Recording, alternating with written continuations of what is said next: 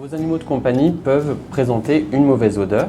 On a tous en tête la mauvaise odeur du chien mouillé par exemple, mais une mauvaise odeur peut traduire un problème dermatologique plus profond et donc nécessiter une vraie consultation pour ce sujet-là. Il y a plusieurs causes différentes et parfois c'est un petit peu difficile d'identifier la source des mauvaises odeurs.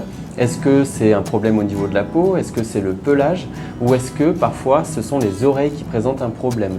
Donc là, c'est lors de la consultation qu'on peut savoir la source du problème. Souvent, les mauvaises odeurs chez le chien ou le chat sont associées à une surinfection cutanée, donc une prolifération à la surface de la peau avec des bactéries ou des levures qui, en se développant, vont produire cette mauvaise odeur.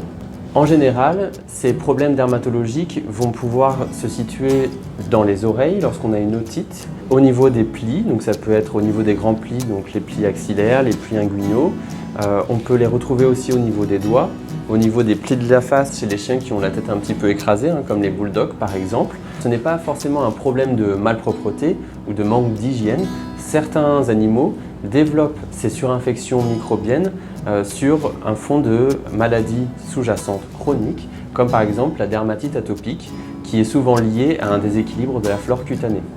À cause de cette maladie-là, la flore qui compose la population bactérienne de la peau est complètement déséquilibrée et avoir tendance à se multiplier alors que normalement elle se régule toute seule. En soi, une mauvaise odeur n'est pas un danger pour l'animal, mais elle traduit une maladie qui parfois a des conséquences assez graves pour l'animal. Si on a par exemple une otite qui est infectieuse, qui est surinfectée, qui a une atteinte profonde, cela peut provoquer des lésions assez graves pour l'animal. Et puis en général, quand on a une infection cutanée par des bactéries, cela est à l'origine de démangeaisons qui peuvent être vraiment gênantes et à l'origine d'un mal-être pour l'animal de compagnie.